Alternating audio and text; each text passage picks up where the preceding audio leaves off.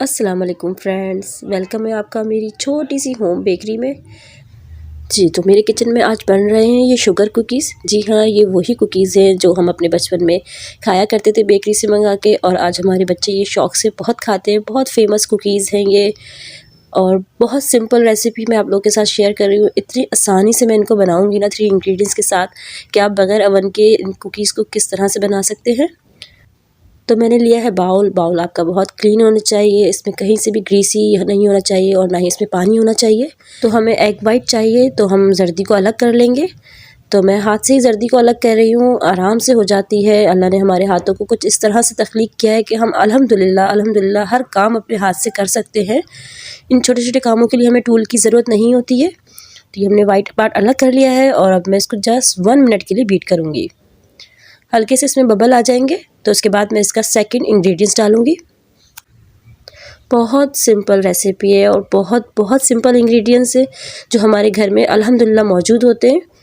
तो बस इसमें जैसे ही बबल आ गए हैं, तो अब मैं इसमें लेमन जूस ऐड करूँगी। तो 1/4 टीस्पून इसमें जाएगा लेमन जूस। अगर आप ड्रॉप में काउंट करना चाहेंगे तो ये 5 to 6 ड्रॉप जाएंगे। बस अब हमें इसकी बीटिंग करते रहना है, और साथ ही मैं इसमें शुगर ऐड करूँगी। अच्छा, इसका एक सिंपल सा फार्मूला है कि जितना हमने एग वाइट लिया है तो उसकी डबल हमें शुगर डालनी है। अब हर घर में तो किचन स्किल नहीं होता, तो मैंने इसको कुछ अपने तरीके से ही कन्वर्ट किया रेसिपी को।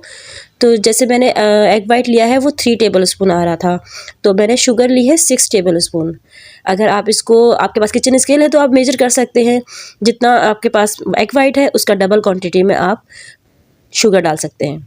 शुगर मैंने बारीक वाली ली है। अगर आपके पास मोटी दानेदार शुगर है तो आप इसको ग्राइंड कर लीजिएगा, पाउडर बना लीजिएगा, और साथ साथ आप थोड़ा थोड़ा करके डालते जाएंगे एग वाइट में, और इसको बीट करते रहेंगे।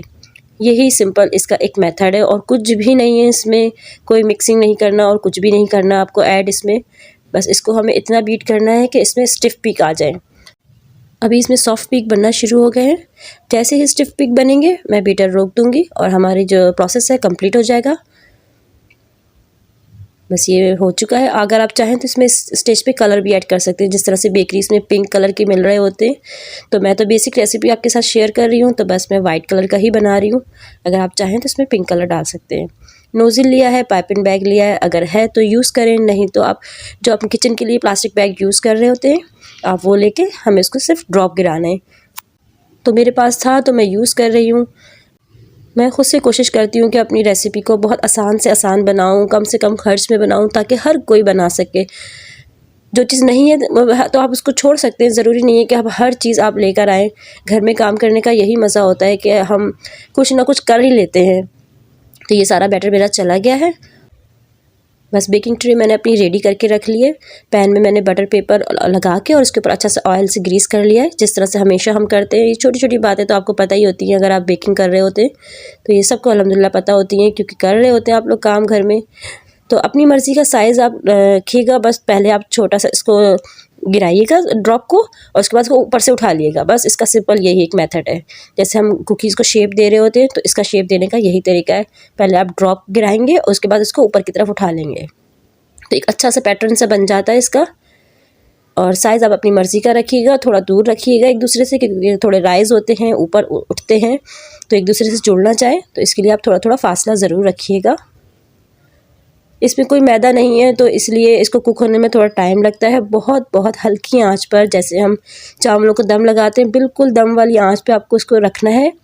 और सबसे मज़े की बात इन कुकीज़ की ये, आप इसको जितना मर्ज़ी चाहे रखें, इसमें ना कोई स्मेल आती है, ना ये बासी होते हैं, और ये जैसे बनते हैं बिल्कुल इसी तरह से खस्ता रहते हैं। अगर उनको एयर टाइट आप जार में रखें, जिस तरह से मैदे के कुकीज़ जो होते हैं वो थोड़े से बासी हो जाते हैं, झड़ने लग जाते हैं, किसी किसी में स्मेल भी आने लगती है। इसमें ऐसा कुछ नहीं है। पैन को मैंने 5 मिनट के लिए प्री हीट कर लिया था, इसमें रैक रखा हुआ था, और अब इसको मैं हल्की आंच पर मैंने 1.5 घंटा रख दिया था, क्योंकि मुझे कोई ख़ास जल्दी नहीं थी। हल्की आंच पे मुझे बनाना था, जलाने नहीं है, क्योंकि इसमें सिर्फ एग वाइट होता है। तो हल्की आंच पर ही आप इसको बनाएंगे। और ये देखिए कितने अच्छे साइज़ के बन गए हैं। इनको मैं निकाल लूँगी और इसे कंप्लीट ठंडा करना है, बिल्कुल छेड़छाड़ नहीं करनी है, आपको ट्रे में से भी नहीं निकालना है जब तक ये ठंडे नहीं हो जाए। तो ये अच्छे से मेरे कुकीज़ रेडी हो गए और मैं आपको इसको तोड़ के दिखाऊंगी। अगर आपको मेरी रेसिपी अच्छी लगी तो प्लीज़ आप लोग लाइक ज़रूर किया करें। आपके लाइक से हमें पता चलता है कि हमारी रेसिपी आपको अच्छी लग रही है या नहीं। और अगर रेसिपी पसंद आए तो आप प्लीज़ चैनल को भी ज़रूर सब्सक्राइब किया करें बेल आइकन के बटन के साथ, ताकि जब भी हम अपनी कोई रेसिपी शेयर करें आपके साथ वो आप तक ज़रूर पहुँचे। और अगर टाइम हो तो एक छोटा सा कमेंट भी ज़रूर कर दिया करें, चाहे वो कैसा भी कमेंट हो, हमारी इस्लाह के लिए हो या हमारी तारीफ़ के लिए हो। तो बहुत बहुत शुक्रिया रेसिपी को देखने का। अल्लाह हाफ़िज़।